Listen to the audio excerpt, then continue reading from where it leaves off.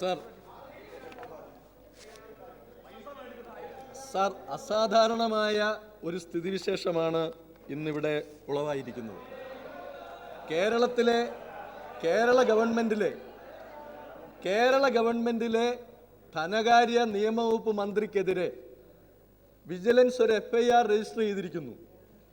ശ്രീ രമേശ് ചെന്നിത്തല ഇവിടെ പറഞ്ഞു, FIR register ചെയ്തുകൊണ്ട് ശ്രീ KM മാണി കുറ്റക്കാരനാണെന്ന് വരുന്നില്ല, KM മാണി കുറ്റക്കാരനാണെന്ന് വരുന്നില്ലെന്ന് ഞങ്ങളും അംഗീകരിക്കുന്നു.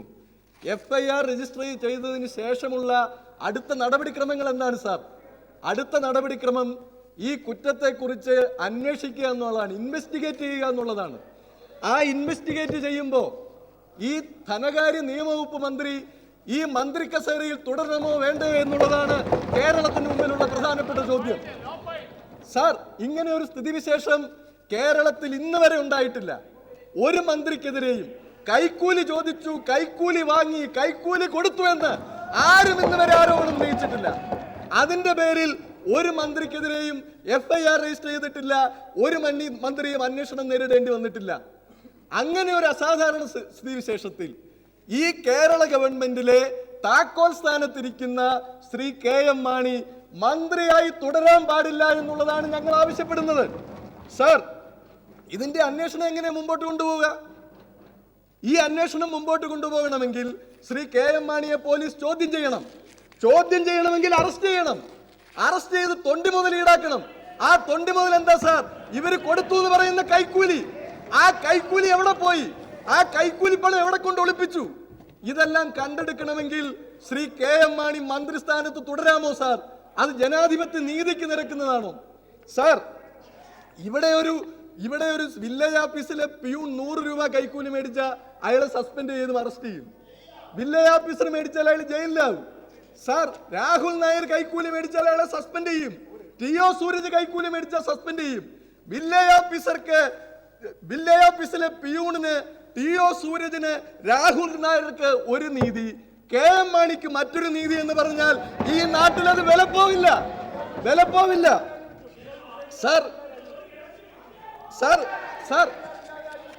സാർ, എല്ലാ കൈക്കൂലി കേസിലും പ്രോസിക്യൂഷൻ പറയുന്നത് എന്താ? പ്രോസിക്യൂഷൻ പ്രതിക്ക് ജാമ്യം കൊടുക്കരുതെന്ന് പറയുന്നതിന്റെ കാരണം എന്താ സാർ? കാരണം ഈ കേസിലെ തെളിവ് ഇയാൾ നശിപ്പിക്കും. ഇയാൾ സ്വാധീനമുള്ളയാളാണ്. ഇയാൾ സാക്ഷികളെ സ്വാധീനിക്കും. അങ്ങനെയുള്ളത് കൊണ്ട് ഈ പ്രതിയെ കസ്റ്റഡിയിൽ വെക്കണം, കസ്റ്റഡിയിൽ കിട്ടണം, ചോദ്യം ചെയ്യണം. ഇപ്പൊ ജാമ്യം കൊടുക്കാൻ പാടില്ല എന്നാണ് പ്രോസിക്യൂഷൻ പറയുന്നത്. എത്ര പ്രതികള് ജയിലിൽ കിടന്നു സാർ? എത്ര പ്രതികൾ ഇപ്പോഴും കിടക്കുന്നു സാർ? രാജ എത്ര നാൾ കിടന്നു? കനിമൊഴി എത്ര നാൾ കിടന്നു? ജയലളിത എത്ര നാൾ കിടന്നു? അതെ, ഒരു സർക്കിൾ ഇൻസ്പെക്ടർ കിടക്കുന്നു. അതിന്റെ എല്ലാം കാരണം എന്താ? സാക്ഷികളെ സ്വാധീനിക്കരുത്, എവിഡൻസ് ടാമ്പർ ചെയ്യരുത്. അതുകൊണ്ടാണ് ജാമ്യം നിഷേധിക്കപ്പെടുന്നത്. അപ്പൊ അങ്ങനെയാണ് സാർ ശ്രീ KM മാണി അധികാരത്തിൽ തുടർന്നുകൊണ്ട് ഈ അന്വേഷണം നടത്തുന്നത്. ഇതൊന്നും കേരളത്തിന്റെ നിയമമന്ത്രിക്ക് ബാധകമല്ലേ സാർ? ആ ശ്രീ KM മാണി വാങ്ങിയ കൈക്കൂലിപ്പണം എവിഡൻസ് ആക്ട് അനുസരിച്ച് കണ്ടെടുക്കണമെങ്കിൽ എന്ത് ചെയ്യണം? കണ്ടെടുക്കണമെങ്കിൽ മാണിയെ ചോദ്യം ചെയ്യണ്ടേ? മാണിയെ നാർക്കോ അനാലിസിസ് ടെസ്റ്റിന് വിധേയമാക്കണ്ടേ? ശ്രീ KM മാണിയെ വിധേയമാക്കണം. ഇതെല്ലാം ഈ നാട്ടിലെ എല്ലാ ആരോപണത്തിന് വിധേയരാകുന്നവരുടെയും പേരിൽ ഉണ്ടായിട്ടുള്ളതാണ്. അതിൽ നിന്ന് ശ്രീ KM മാണിക്ക് മുക്തിയില്ല, മാറാനാവില്ല എന്ന് ആവർത്തിച്ച് പറയാൻ ഞാൻ ആഗ്രഹിക്കുകയാണ്. സാർ, ഞാൻ ചോദിക്കട്ടെ, ഈ കേരളത്തിൽ ഒരു വലിയ ജനാധിപത്യ പാരമ്പര്യമില്ലേ? ശ്രീ KM മാണി തന്നെ അദ്ദേഹത്തിന്റെ നേതാവായി പറയുന്ന ശ്രീ PT ചാക്കോ ആരോപണം വന്നപ്പോൾ രാജിവെച്ചു പോയില്ലേ സാർ? ശ്രീ ഉമ്മൻചാണ്ടിയുടെ നേതാവ് ശ്രീ AK ആന്റണി കേന്ദ്രമന്ത്രിയായിരിക്കുമ്പോഴാണ് ഒരു അൺസ്റ്റാർഡ് ചോദ്യത്തിന് അദ്ദേഹത്തിനെതിരെ അദ്ദേഹത്തിന്റെ വകുപ്പിനെ പറ്റി ഒരു പരാമർശമുണ്ടായി എന്ന് പറഞ്ഞ് മന്ത്രിസ്ഥാനം വലിച്ചെറിഞ്ഞിട്ട് പോയില്ലേ സാർ? അതാണ് ഈ നാട്ടിലെ ജനാധിപത്യത്തിന്റെ പാരമ്പര്യം. അതേപോലെ സാർ, എത്ര മന്ത്രിമാർ ശ്രീ K കരുണാകരൻ രാജിവെച്ചില്ലേ? ശ്രീ രാമേന്ദ്രൻ മാസ്റ്റർ രാജിവെച്ചില്ലേ? ശ്രീ KP വിശ്വനാഥൻ രാജിവെച്ചില്ലേ? ശ്രീ PJ ജോസഫ് രാജിവെച്ചില്ലേ? ശ്രീ TU കുരുവിള രാജിവെച്ചില്ലേ? ശ്രീ ബാലകൃഷ്ണപിള്ള നാക്ക് പഴിച്ച ഒരു പ്രസംഗത്തിന്റെ പേരിൽ സുപ്രീം കോടതി പറഞ്ഞപ്പോൾ രാജിവെച്ചു പോയി. ശ്രീ കുഞ്ഞാലിക്കുട്ടി സാഹിബ് രാജിവെച്ചില്ലേ? എന്തിനാ രാജിവെച്ചത്? ആരോപണ വിധേയരായ മന്ത്രിമാർ അധികാരത്തിലിരുന്ന് ജനങ്ങളെ നോക്കി കൊഞ്ഞനം കുത്തരുത്.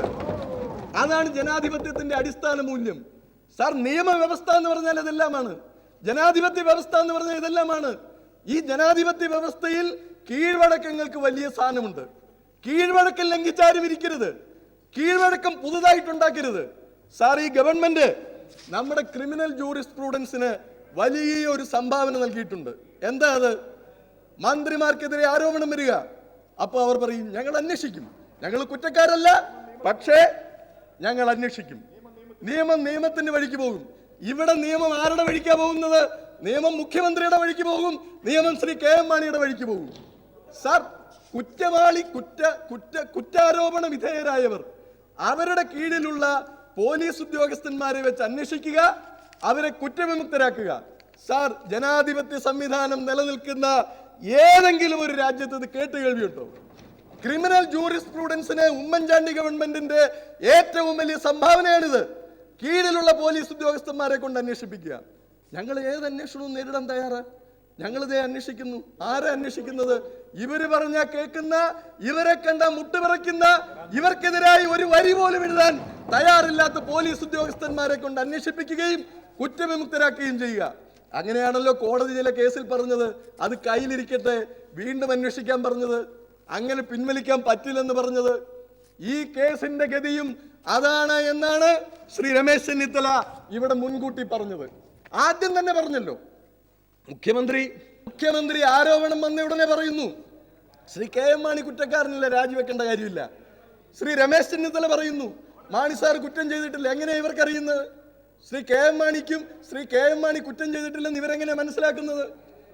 വീണ്ടും FIR സമർപ്പിച്ചപ്പോ FIR ഒന്ന് ഞങ്ങള് ഈ ലളിതകുമാരി കേസിൽ സുപ്രീം കോടതി പറഞ്ഞതുകൊണ്ട് ഞങ്ങള് സമർപ്പിച്ചെന്നുള്ളതേ ഉള്ളൂ. സാർ, FIR-ൽ എന്താ പറയുന്നത്? The version of the witnesses prima facie discloses the alleged demand and acceptance of bribe. Sir, bribe ആവശ്യപ്പെട്ടു, കൊടുത്തു എന്ന് FIR പറയുന്നു. വീണ്ടും പറയുന്നു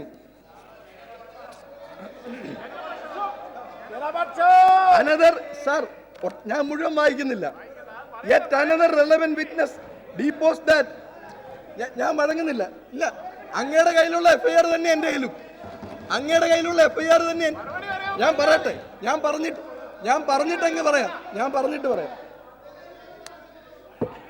Yet another relevant witness deposed that he had witnessed the handing over of the money to the accused at the residence of the accused on 2/4/14. The entries in the minutes of the State Committee of Kerala Bar Hotel Association bolster the allegation of this case. ഇത് കൈക്കൂലി കൊടുത്തു, കൈക്കൂലി ആവശ്യപ്പെട്ടു, കൈക്കൂലി കൊടുത്തു എന്ന് FIR-ൽ വ്യക്തമായി പറഞ്ഞിരിക്കുന്നു. അതെ, ഇതിന്റെ പേരിൽ ഇനി അന്വേഷണം നടത്തണം. അവിടെയാണ് സാർ അന്വേഷണത്തിന് വിധേയമാകുന്ന, ഒരു ക്രിമിനൽ അന്വേഷണത്തിന് വിധേയമാകുന്ന ഒരാള് കേരള ഭരണത്തിന്റെ താക്കോൽ സ്ഥാനത്ത് ധനകാര്യമന്ത്രി എന്നുള്ള നിലയിൽ, നിയമമന്ത്രി എന്നുള്ള നിലയിൽ ഇരിക്കാമോ എന്നുള്ള സുപ്രധാനമായ ധാർമ്മിക ചോദ്യമാണ് ഇന്ന് കേരളത്തിന് മുമ്പിലുള്ളത്. അദ്ദേഹത്തിന്റെ മുമ്പിലുള്ള നീണ്ട കീഴ്വഴക്കങ്ങളുണ്ട്. അദ്ദേഹത്തിന് അതനുസരിച്ച് രാജിവെച്ച് പോവാം, അന്തസ്സായി രാജിവെച്ചിറങ്ങാം, അന്വേഷണത്തെ നേരിടാം, കുറ്റവിമുക്തനായാൽ തിരിച്ചു വരാം. അതിന് പകരം ഈ നാട്ടിൽ ഒരു കുറ്റവാളിക്കും കിട്ടാത്ത ആനുകൂല്യം ഉപയോഗിച്ച് ഈ ഭരണത്തിന്റെ താക്കോൽ സ്ഥാനത്തിരുന്ന് ധനകാര്യമന്ത്രി എന്നുള്ള നിലയിൽ ഈ നാട്ടിൽ എല്ലാവരെയും അദ്ദേഹത്തിന് ഭയപ്പെടുത്താം. സാർ, ബാർ ഹോട്ടൽ ഉടമകളെ ഭയപ്പെടുത്താം. എന്ത് പോയിന്റ് ഓഫ് ഓർഡർ? ഞാൻ മടങ്ങുന്നില്ല.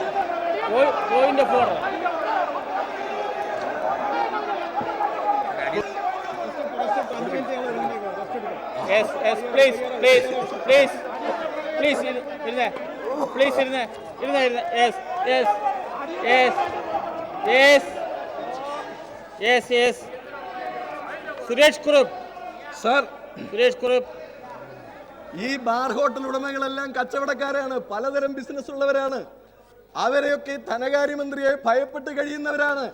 ഈ ധനകാര്യമന്ത്രി ഈ സ്ഥാനത്തിരിക്കുമ്പോൾ ഈ കേസിന് ഒരു തെളിവും ഉണ്ടാക്കാൻ ആർക്കും കഴിയില്ല.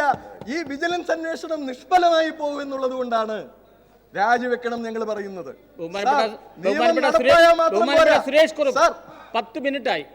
അതിനെന്താ സാർ, 1 കോടിയാ കൈക്കൂലി മേടിച്ചേ. 1 കോടി കൈക്കൂലിക്കാരെത്തി 10 മിനിറ്റ് മതിയോ സാർ? ആ സാർ, സാർ, നിയമം നടപ്പായാൽ മാത്രം പോരാ. നിയമം നടപ്പാകുന്നുവെന്ന് ഈ നാട്ടിലെ ജനങ്ങൾക്ക് ബോധ്യമാവണം. അതാണ് നിയമവാഴ്ച. ഈ നാട്ടിൽ എത്ര ഉന്നതനാണെങ്കിലും നിയമം അയാൾക്ക് മുകളിലാണ്. അതാണ് നിയമവാഴ്ചയുടെ തത്വം. ആ നിയമവാഴ്ചയുടെ തത്വം, ജനാധിപത്യത്തിന്റെ തത്വം, അദ്ദേഹത്തിന് മുമ്പിലുള്ള കീഴ്വഴക്കങ്ങളുടെ തത്വം അദ്ദേഹം അംഗീകരിക്കുന്നുണ്ടെങ്കിൽ രാജിവെക്കണം, അല്ലെങ്കിൽ അദ്ദേഹത്തെ പുറത്താക്കണം. ഈ ഗൂഢാലോചന നടന്നു എന്നാണ് പറയുന്നത്. ഗൂഢാലോചന ആര് നടത്തി? അദ്ദേഹത്തിന്റെ മന്ത്രിസഭാംഗങ്ങൾ നടത്തിയെങ്കിൽ ഈ മന്ത്രിസഭയ്ക്ക് തുടരാൻ അധികാരമുണ്ടോ? പ്രതിപക്ഷത്തു നിന്നാണോ ഗൂഢാലോചന നടത്തിയത്? ആരാ ഗൂഢാലോചന നടത്തിയത്? ഗൂഢാലോചന നടത്തിയത് ആരാണെന്ന് അദ്ദേഹം വ്യക്തമാക്കണം. അതേപോലെ ആഭ്യന്തരമന്ത്രി അശ്വിനി കുമാറിന്റെ കാര്യം മറക്കണ്ട. ശ്രീ രമേശ് ചെന്നിത്തല, അശ്വിനി കുമാർ രാജിവെച്ച് പോകേണ്ടി വന്ന എന്താ? സുപ്രീം കോടതിയിൽ കൊടുത്ത സത്യവാങ്മൂലത്തിൽ മന്ത്രി വിളിച്ചു വരുത്തി ചില ചെറിയ തിരുത്തൽ വരുത്തി പുറത്തു പോകേണ്ടി വന്നു. രമേശ് ചെന്നിത്തല, എന്റെ പ്രിയപ്പെട്ട സുഹൃത്ത് രമേശ് ചെന്നിത്തലയ്ക്ക് അത്തരമൊരു ഗതി വരരുത് എന്ന് എനിക്ക് ആഗ്രഹമുണ്ട്. ഈ അന്വേഷണത്തിൽ ഇടപെടരുത്. അന്വേഷണ ഉദ്യോഗസ്ഥന്മാരെ ഭീഷണിപ്പെടുത്തരുത്. ശ്രീ കെ എം മാണി കുറ്റവാളിയല്ല എന്ന് പ്രഖ്യാപിക്കുക. ആര്? ആഭ്യന്തരമന്ത്രി. അന്വേഷണം നടക്കാനിരിക്കുന്നേ ഉള്ളൂ. അന്വേഷണം നടക്കാനിരിക്കുന്ന ഒരു കേസിൽ FIR മാത്രം രജിസ്റ്റർ ചെയ്ത ഒരു കേസിൽ ഒരു കുറ്റവാളിയല്ല എന്ന് പറയാൻ ഈ ആഭ്യന്തരമന്ത്രിക്ക് എങ്ങനെ ധൈര്യം വന്നു? ഈ മുഖ്യമന്ത്രിക്ക് എങ്ങനെ ധൈര്യം വന്നു? ഇത് ഈ നാട്ടിലെ നീതിന്യായ വ്യവസ്ഥയെ പല്ലടിച്ച് കാണിക്കുന്നതാണ്, കാർക്കിച്ചു തുപ്പുന്നതാണ്. അതുകൊണ്ട് ശ്രീ കെ എം മാണിക്ക് അധികാരത്തിൽ തുടരാൻ അർഹതയില്ല. കായംകുളം കൊച്ചുണ്ണിയെ വെല്ലുന്ന കാപട്യമാണ് സാർ ഇത്. കാണ്ടാമൃഗത്തെ വെല്ലുന്ന തൊലിക്കെട്ടിയാണ്. അതുമായിട്ട് അദ്ദേഹത്തിന് വേണമെങ്കിൽ അധികാരത്തിൽ തുടരാം.